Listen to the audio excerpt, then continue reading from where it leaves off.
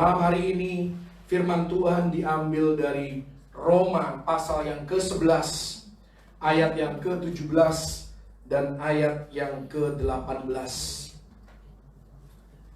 Ditulis oleh Rasul Paulus, kitab Roma yang sangat luar biasa. Malam hari ini kita akan belajar tentang persamaan antara Israel jasmani, Israel rohani.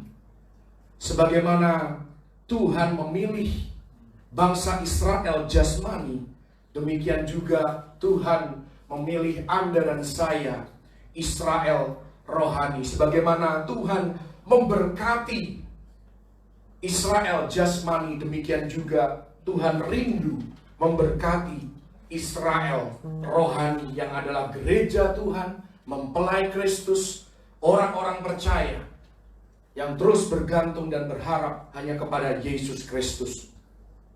Roma 11 ayat 17 dan 18 di sana dikatakan, karena itu apabila beberapa cabang telah dipatahkan dan kamu, Anda dan saya, sebagai tunas liar telah dicangkokkan di antaranya dan turut mendapat bagian dalam akar pohon zaitun yang penuh getah, janganlah kamu bermegah terhadap cabang-cabang itu. Jikalau kamu bermegah, ingatlah bahwa bukan kamu yang menopang akar itu, melainkan akar itu yang menopang kamu. Jadi di sini dikatakan bahwa Anda dan saya, orang-orang percaya non-Yahudi, kita dicangkokkan. Karena kita dicangkokkan, maka berkat yang diperuntukkan bagi bangsa Israel berlaku juga bagi pengikut Kristus, yaitu gereja Tuhan. Dan Tuhan menyediakan berkat yang sama bagi Israel secara jasmani maupun Israel secara rohani. Karena itu kita dapat mengklaim janji-janji Tuhan ini di dalam kehidupan kita. Ada minimal 4 berkat yang Tuhan nyatakan di dalam kehidupan bangsa Israel secara jasmani. Yang pertama, bangsa Israel jasmani, mereka adalah bangsa yang dilindungi oleh Tuhan. Banyak kekacauan dan banyak peperangan, banyak rumor-rumor tentang perang di sekitar bangsa Israel jasmani. Bangsa Israel tidak terlalu luas. Luasnya hanya sekitar 4 kali Pulau Bali atau 4 kali Jabodetabek. Tidak terlalu luas. Tetapi mereka dikelilingi oleh jutaan musuh. Hizbollah senantiasa menembakkan misil ke arah Israel. ISIS hidup sebagai tetangga daripada Israel. Rusia dan China selalu memanfaatkan Israel di dalam melawan Amerika Serikat. Iran selalu mengancam dengan senjata nuklirnya, ingin menghapuskan Israel dari peta dunia. Bahkan Israel jasmani dibenci oleh Al-Qaeda. Tidak sedikit negara yang bertentangan dengan Israel menjadikan bangsa Israel minoritas. Namun demikian, bangsa Israel dilindungi secara supranatural oleh tangan Tuhan. Dan seperti bangsa Israel, demikian juga Israel rohani. Anda dan saya, gereja Tuhan, orang-orang percaya yang hidup di dalam keselamatan. Karena ditulis di dalam Mazmur 91 bahwa kita dilindungi dan kita ada dalam penjagaan para malaikat Tuhan. Mazmur 34 ayat yang ke-7. Di sana dikatakan bahwa malaikat Tuhan berkemah di sekeliling orang-orang yang takut akan Dia, lalu meluputkan mereka. Ini yang harus menjadi doa kita setiap hari, setiap saat, khususnya di hari-hari seperti ini, biar malaikat Tuhan berkemah ya di sekeliling kita. Ya, tentunya kita hidup di dalam takut akan Dia, maka malaikat Tuhan itu, perlindungan ilahi itu akan meluputkan kita. Kita tidak harus takut, kita tidak harus khawatir terhadap apapun. Kita dilindungi terhadap penyakit, dilindungi terhadap iblis, kita dilindungi terhadap kuasa setan. Pagar perlindungan Tuhan ada di sekeliling kita dan keluarga kita. Karena itu kita harus lebih sering lagi memperkatakan Yesaya 54 ayat yang ke-17, di mana di sana dikatakan setiap senjata yang ditempa terhadap kamu tidak akan berhasil, dan setiap lidah yang menuduh engkau akan didapati bersalah. Haleluya, haleluya. Ini berlaku bagi kita karena kita ada dalam perlindungan ilahi. Musuh bersatu jalan menyerang, namun bertujuh jalan mereka akan lari dari depan kita. Inilah yang terjadi pada musuh-musuh daripada bangsa Israel jasmani ketika mereka mencoba untuk menyerang Israel. Setiap kali mereka maju dengan pasukannya sebesar apapun, pada akhirnya mereka selalu terpojok. Bahkan area kekuasaan daripada bangsa Israel semakin hari semakin luas di dalam peperangan itu, sampai badan dunia harus menghentikan peperangan itu. Kalau tidak, Israel akan menguasai semuanya. Ini sesuai dengan Kejadian 12 ayat yang ketiga, di mana janji Tuhan kepada Abraham yang adalah cikal bakal daripada bangsa Israel, aku akan memberkati orang-orang yang memberkati engkau, dan mengutuk orang-orang yang mengutuk engkau, dan olehmu semua kaum di muka bumi akan mendapat berkat. Haleluya. Jadi kita tidak perlu mengutuki orang yang merugikan kita. Kenapa? Kalau orang mengutuki kita, nanti Tuhan sendiri yang akan turun tangan. Haleluya. Kita tidak perlu terlalu ingin membela diri dan merasa benar karena peperangan dalam hidup kita. Saya suka sekali dalam bahasa Inggris dikatakan the battle in our life is the Lord's.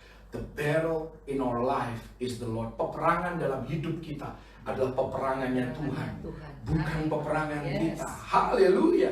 Tentunya itu berlaku bagi orang yang percaya kepada Yesus.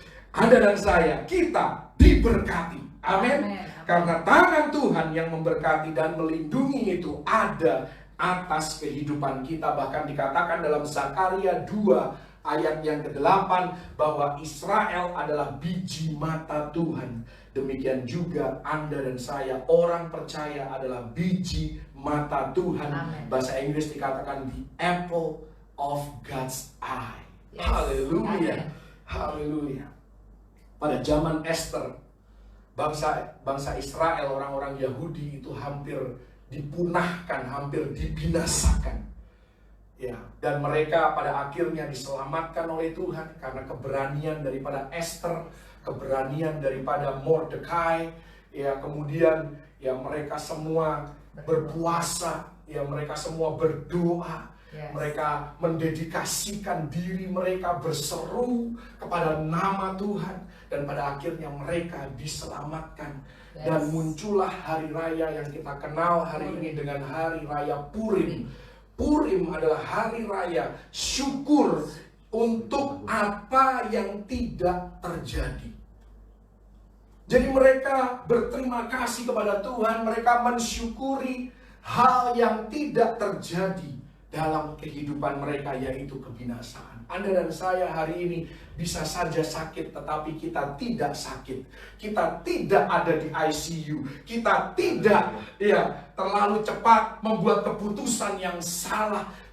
Kita harus bersyukur dalam kehidupan kita untuk hal-hal bukan saja yang terjadi, bukan saja untuk hal-hal yang kita terima dari Tuhan, tetapi juga untuk hal-hal yang tidak terjadi dalam kehidupan kita. Jangan pernah lupakan itu, bahwa kita juga patut untuk bersyukur kepada Tuhan atas hal-hal yang bisa saja terjadi dan mendatangkan kerugian dalam kehidupan kita, tetapi Tuhan luputkan itu dari hidup kita. Kenapa? Karena kita ada di dalam perlindungan ilahi.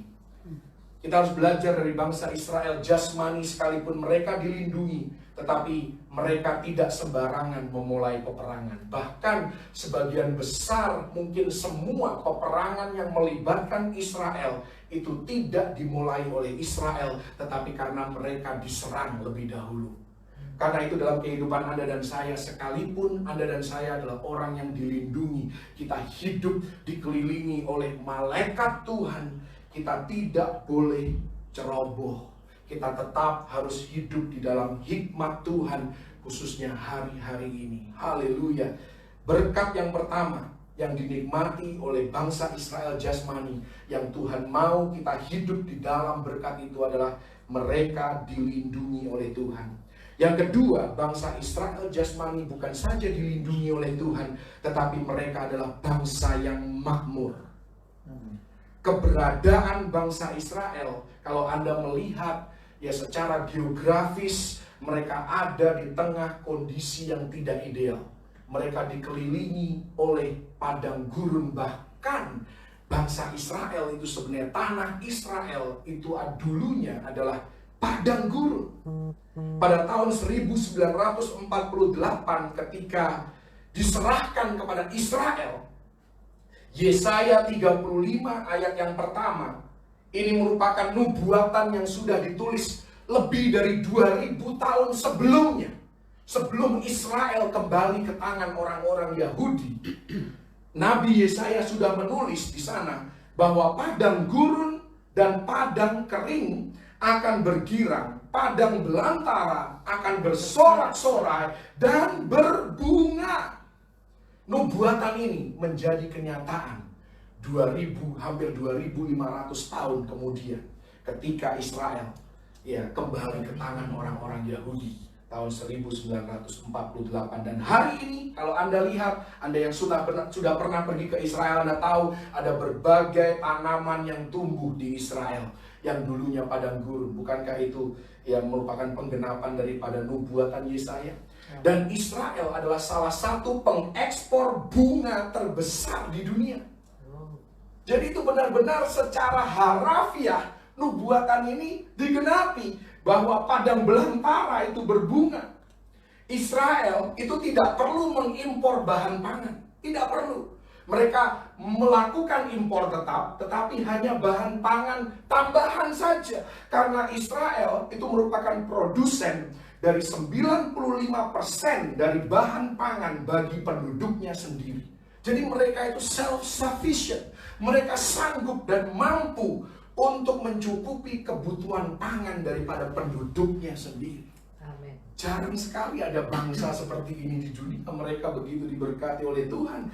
Bahkan bangsa Israel itu mengekspor bahan pangan. Itu luar biasa, saudara. Mereka bukan saja dilindungi, melainkan mereka juga makmur. Haleluya. Tuhan tidak peduli betapa kering, betapa buruknya keadaan di sekitar kehidupan kita. Tidak peduli betapa mandulnya keadaan di sekitar kehidupan kita. Anda dan saya hidup di dalam berkat Tuhan. Kita diberkati di kota dan kita diberkati di ladang. Keluar masuk kita diberkati. Kita kepala dan bukan ekor. Kita tetap naik dan tidak turun. Haleluya. Gereja akan mengalami peningkatan karena jangkauannya akan melampaui tembok sebuah gedung. Dan hari ini sudah menjadi kenyataan bahwa dampak gereja itu jauh lebih luas daripada ketika kita masih bisa berkumpul dalam gedung gereja. Karena sekarang medsos, jaringan internet kemana-mana, keluar dari 4 sisi tembok sebuah gedung.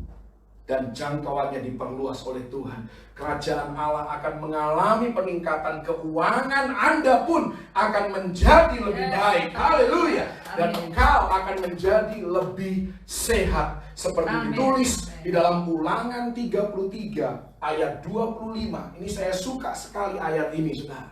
Karena di sana dikatakan di bagian akhir, selama umurmu kiranya kekuatanmu. As your days, so are your strength. Bahasa Inggrisnya artinya seiring dengan pertambahan usia kita, maka demikian juga kekuatan kita semakin besar. Haleluya. Kekuatan iman, kekuatan roh, kekuatan jiwa kita, kekuatan batiniah kita, kekuatan keuangan kita, kekuatan hikmat kita, kedewasaan rohani, pertumbuhan rohani, semakin serupa dengan Kristus. As your days are your strength. Selama umurmu kiranya kekuatanmu. Haleluya. Yosua 1 ayat yang ke-8, di sana dikatakan di bagian akhir, you shall make your way prosperous. Artinya Anda dan saya diberikan kuasa oleh Tuhan untuk menentukan hidup seperti apa yang kita mau jalankan. Kenapa Israel bisa makmur? Padahal ada satu ketika dalam Yosua 5 ayat 12, ketika berkat yang supranatural itu berupa mana itu berhenti turun dari surga. Mereka bekerja keras, mereka memakai otak mereka memakai kreativitas mereka mencurahkan segala tenaga mereka memakai talenta dan karunia yang Tuhan berikan kepada mereka untuk mengelola tanah perjanjian, sehingga tanah perjanjian itu bertumbuh subur dan mereka menikmati hasilnya. Anda dan saya pun diberikan kuasa oleh Tuhan untuk membuat hidup Anda sendiri makmur dan mengalami kesuksesan. Haleluya. Karena itu kita harus terus perkatakan Mazmur 115 ayat yang ke-14. Haleluya. Perkatakan ayat ini, saudara. Kiranya Tuhan memberi pertambahan kepada kamu dan kepada anak-anakmu. Haleluya.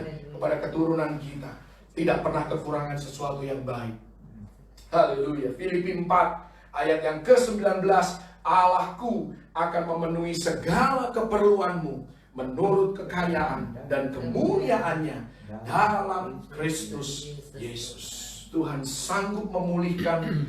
Jika engkau pernah terpuruk, Tuhan sanggup bahkan melakukan percepatan di dalam pemulihannya. Tidak peduli apapun yang terjadi dalam kehidupan kita. Tidak peduli betapa gersangnya di mana kita hidup, daerah sekitar kehidupan kita. Tidak ada yang mustahil bagi Tuhan. Tidak ada yang mustahil bagi orang yang percaya. Betul. Yesus sanggup mengubahkan air menjadi anggur dalam hitungan detik. Hanya dalam hitungan detik. Berapa lama sampai Anda bisa menghasilkan anggur yang enak, anggur yang berkualitas? Perlu waktu puluhan tahun. Semakin lama anggur itu disimpan, semakin bagi pencinta anggur, Anda tahu, semakin lama, semakin tua anggur itu, semakin matang anggur itu, maka kualitasnya semakin baik dan tentunya harganya, nilainya semakin tinggi. Tetapi Yesus sanggup mengubahkan air biasa menjadi anggur yang terbaik hanya dalam hitungan detik. Itu menunjukkan bahwa Yesus adalah Tuhan atas waktu. Jadi jangan pernah kalau waktu kita terbatas, bagi Tuhan tidak ada yang terbatas.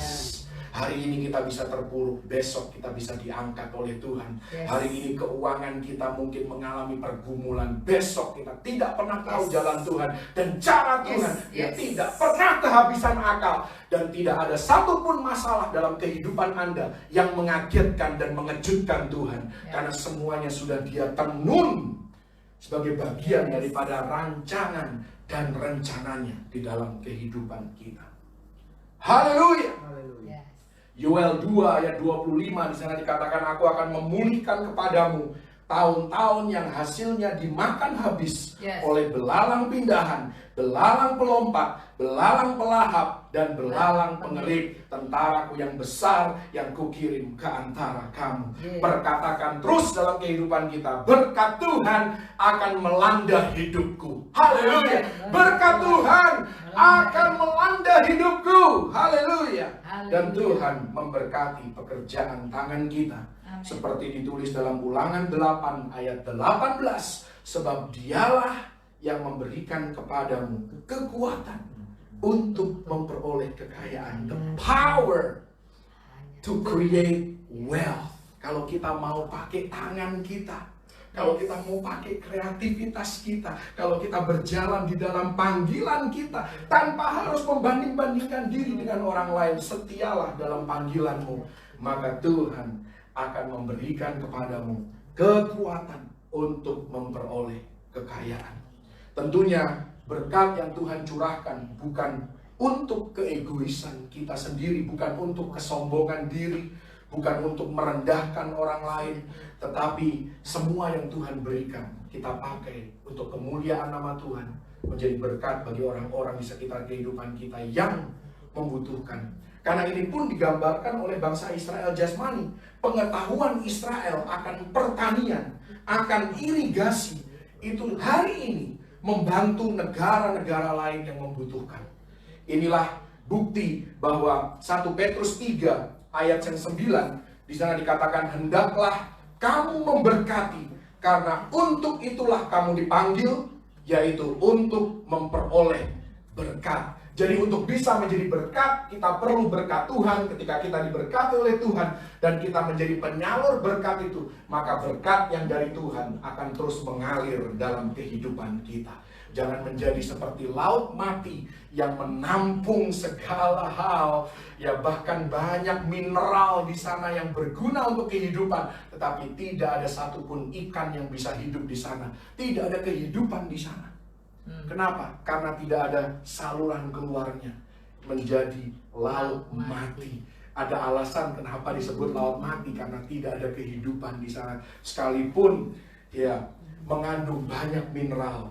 Haleluya. Jadi selain bangsa Israel dilindungi, mereka juga adalah bangsa yang makmur. Yang ketiga, bangsa Israel ini, Anda harus ingat bahwa poin-poin ini adalah berkat yang Tuhan juga sediakan bagi Anda dan saya. Dan inilah hal-hal yang juga bisa kita lakukan, dan kita akan menikmati berkat yang sama yang dialami oleh bangsa Israel. Yang ketiga, bangsa Israel adalah bangsa yang bergairah. Mereka punya passion di dalam kehidupan mereka. Mereka bergairah tentang jati diri mereka. Mereka bergairah tentang siapa Allah mereka. Dan mereka tidak memisahkan antara kegiatan agama dengan aktivitas mereka sehari-hari. Ya, kalau di Amerika kita kenal ada separation of state and church. Ada pemisahan antara pemerintah dengan gereja. Tetapi bagi bangsa Israel, bagi orang-orang Yahudi, ya, mereka di sinagoga dan mereka di tempat kerja, mereka memiliki etika yang sama. Mereka punya aturan yang sama. Mereka menggabungkan, mereka tidak memisah-misahkan antara, oh ini kegiatan hari Minggu, gereja, ini ya kegiatan di bisnis Senin sampai hari Sabtu, dan seterusnya. Mereka tidak memisahkan kegiatan agama dengan kehidupan mereka sehari-hari, karena mereka bergairah tentang Allah mereka. Mereka bergairah tentang jati diri mereka. Mereka mengenakan jubah tanpa memedulikan opini orang lain. Padahal seringkali terlihat aneh kan? Di antara banyak orang tiba-tiba ada satu orang Yahudi pakai jubah sendiri, tapi dia tidak malu. Karena mereka bergairah. Mereka tidak malu ketika mereka berdoa, mereka pakai topi yang adalah kippah, sebutannya kippah. Mereka tidak malu dilihat orang. Mereka bergairah tentang kepercayaan dan doa mereka. Kalau Anda pergi ke tembok ratapan dan mengamati bagaimana orang Yahudi berdoa, mereka begitu bersungguh-sungguh, mereka begitu ya kusuk di dalam ya doa-doa mereka. Kita harus berdoa supaya gairah rohani seperti ini melanda gereja Tuhan hari-hari ini. Gairah terhadap firman Tuhan, gairah terhadap doa, gairah menantikan kedatangan Mesias. Amen. Seperti orang-orang Yahudi. Kenapa mereka begitu ya passion, mereka begitu bergairah di dalam berdoa. Mereka menantikan kedatangan Sang Juru Selamat. Amen. Demikian juga Anda dan saya, kita juga harus dengan penuh gairah, dengan penuh sukacita, dengan penuh antisipasi, dengan penuh persiapan diri, berjaga-jaga menantikan kedatangan Sang Juru Selamat, mempelai laki-laki bagi Anda dan saya. Yes. Jangan kita terjerat dengan roh keduniawian, jangan kita terjerat dengan kesenangan dunia, melainkan biar kita diliputi, dipenuhi dengan gairah akan Tuhan. Tidak ada yang lebih penting hari-hari ini daripada mengalami gairah akan Tuhan, gairah akan perkara-perkara rohani, dipenuhi oleh Roh Kudus. Ini bulan Mei, bulan Roh Kudus. Sebentar kita akan ya merayakan hari pencurahan Roh Kudus Pentakosta tanggal 31 Mei. Haleluya. Dan Yang luar biasa tentang gairah ini sekarang, ada kuasa di dalam gairah. Kalau Anda orang yang bergairah, orang yang selalu punya passion untuk sesuatu dan Anda bergerak di dalam passion hidup Anda, maka ada gairah, ada kuasa di sana. Amen. Saya mengambil contoh Rasul Paulus. Rasul Paulus itu di dalam perjalanan misinya, karena dia orang yang bergairah, dia sekalipun harus berjalan kaki, dia mengelilingi tanah Asia hanya dalam waktu 2,5 tahun. Dan Rasul Paulus beserta tim pelayanannya diperkirakan menempuh jarak sekitar 20.000 kilometer. Ya kalau Anda hitung 20.000 kilometer, tidak ada mobil, ya, tidak ada alat transportasi yang kita miliki hari-hari ini. Mereka kebanyakan berjalan kaki 2,5 tahun, 20.000 kilometer, artinya satu hari mereka menempuh jarak antara 20 sampai 30 kilometer. Apa yang membuat Rasul Paulus begitu bergairah?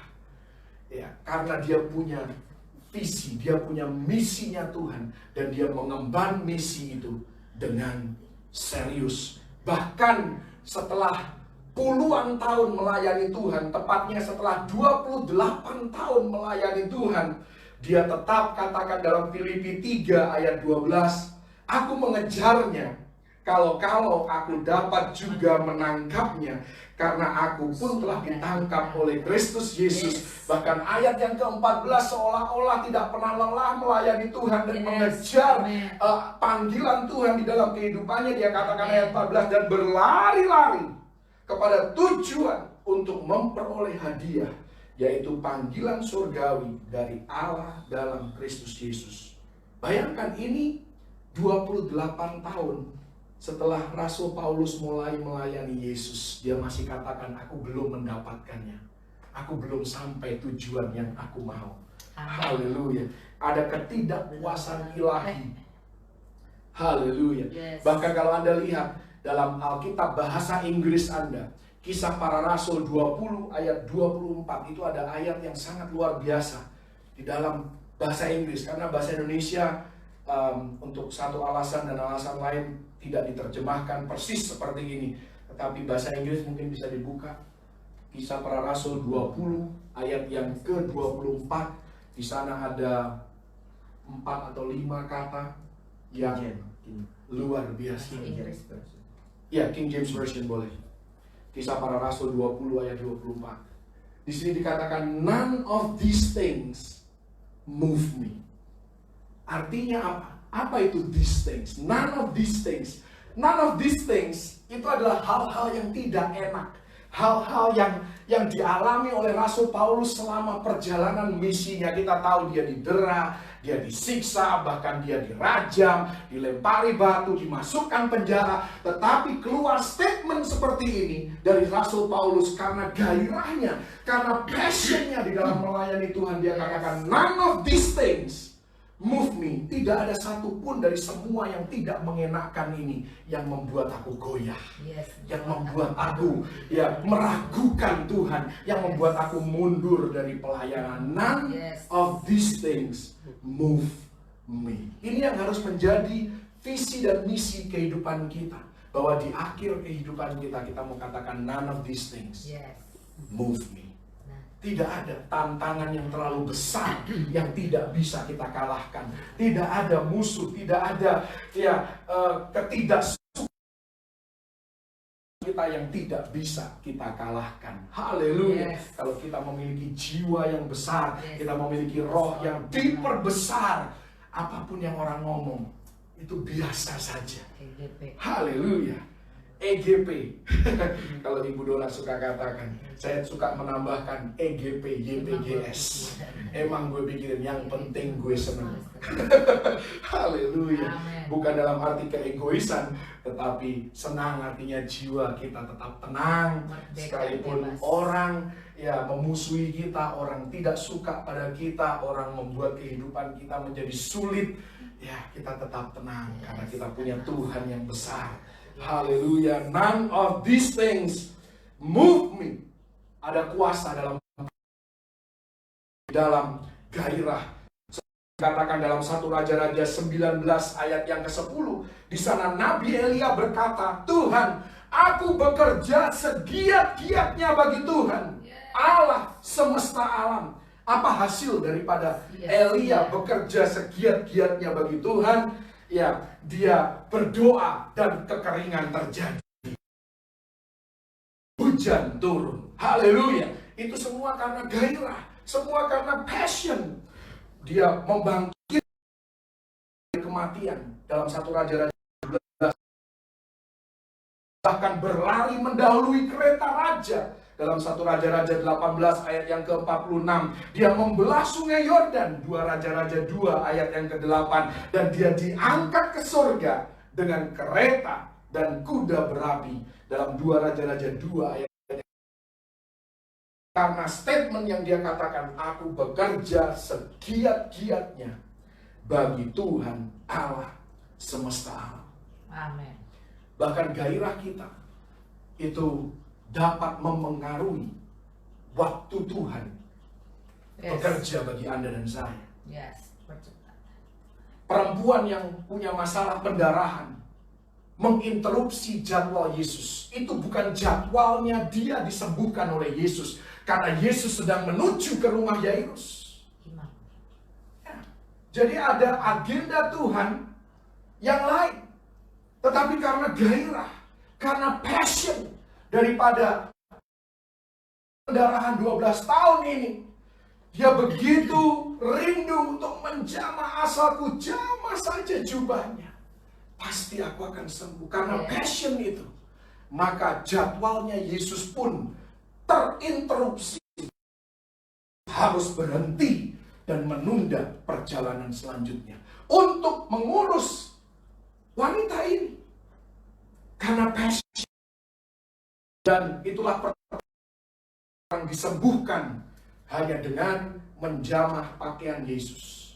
Baru Anda membaca ayat 35 dan 36, ya ini mulai menjadi tren. Sesuatu yang populer ketika menjamah pakaian Yesus dan dia disembuhkan, baru ya mengikut cara itu, dan mereka pun.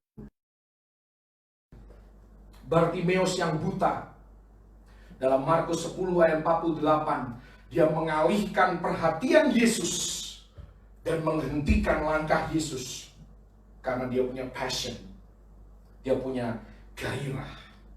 Bahkan Maria ibu Yesus dalam Yohanes 2 ayat yang keempat dan ayat yang kelima, ya di sana sekalipun Yesus berkata, Ibu, belum tiba waktuku, belum tiba saatku melakukan sesuatu. Tetapi karena bujukan ibunya, karena ya Maria yang punya passion, yang punya gairah itu, maka ya Maria turut menentukan waktu terjadinya mujizat di Kana. Sekalipun Yesus bilang belum tiba saatnya.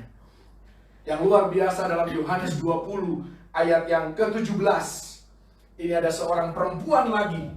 Ya, saya nggak tahu kenapa. Ini contoh-contohnya perempuan. Mungkin karena perempuan lebih bergairah akan Tuhan.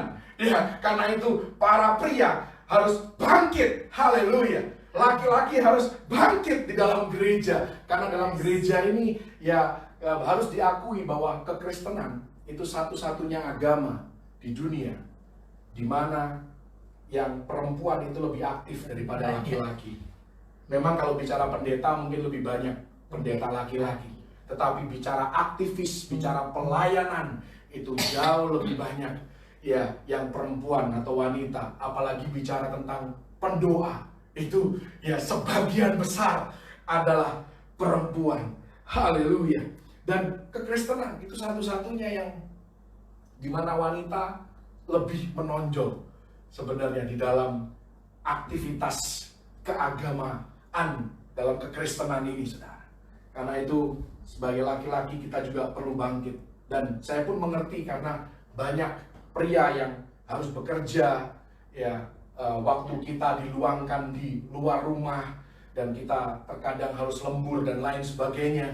Ya, itu dapat dipahami. Tetapi artinya di dalam kerohanian kita, di dalam batiniah kita, kita harus tetap memiliki roh yang passionate, roh yang bergairah akan perkara-perkara yang rohani. Kembali ke Yohanes 20 ayat yang ke-17, di sana ada seorang perempuan bernama Maria Magdalena. Karena dia punya kerinduan yang mendalam. Bayangkan, Yesus baru bangkit dari antara orang mati, dan Yesus sedang dalam perjalanan menuju ke surga untuk lapor kepada Bapaknya.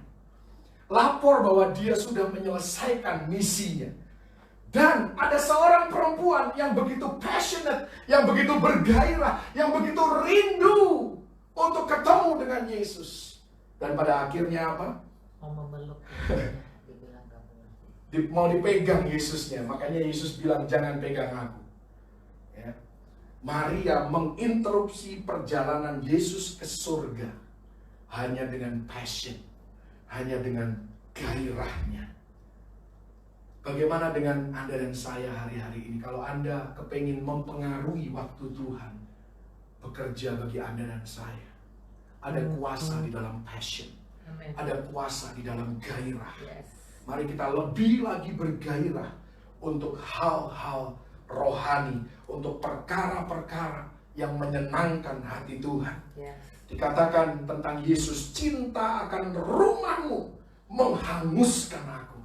Seringkali kita kepingin menjadi seperti Yesus, tetapi pertanyaannya adalah, masihkah hati kita tersentuh oleh ibadah? Masihkah hati kita tersentuh oleh penyembahan? Masihkah hati kita peduli dengan rumah Tuhan? Cinta akan rumahmu menghanguskan aku. Bahkan ketika para murid dalam perjalanan ke Emmaus, mereka mendengar Yesus mengulas firman, membuat hati mereka berkobar-kobar. Pertanyaannya, ketika saya mendengar firman hari-hari ini, masihkah hati kita berkobar-kobar? Masihkah ada ekspektasi, Tuhan, Kau mau bicara apa hari ini? Tuhan, aku mau dengar suaramu. Tuhan, aku mau belajar sesuatu. Masih adakah ekspektasi seperti itu? Karena di mana ada ekspektasi, di situ ada lawatan Tuhan yang luar biasa. Haleluya. Orang mengemis di gerbang bait Allah, di gerbang indah bait Allah dalam Kisah Para Rasul 3. Ya, dia mengemis. Sebelum dikatakan oleh Petrus, dalam nama Yesus. Sebelum Petrus ngomong itu, ya, orang ini punya ekspektasi. Inilah yang membuat akhirnya nama Yesus, ya, melakukan terobosan dalam kehidupannya, melakukan perubahan, transformasi dalam hidupnya, karena ada passion, ada gairah. Aku mengharapkan sesuatu dari Engkau, Tuhan. Aku menginginkan sesuatu dari Engkau, Tuhan. Tentunya semua ini sekali lagi bukan untuk keegoisan kita, tapi kita benar-benar membutuhkan jamahan Tuhan. Sebelum kita bisa menjadi berkat bagi orang lain, kita perlu jamahan Tuhan yang begitu berarti dalam kehidupan kita. Yang keempat dan yang terakhir, bukan saja bangsa Israel dilindungi, bukan saja mereka makmur, bukan saja mereka bergairah, tetapi mereka adalah bangsa yang selalu siap sedia. Karena hidupnya dikelilingi oleh musuh.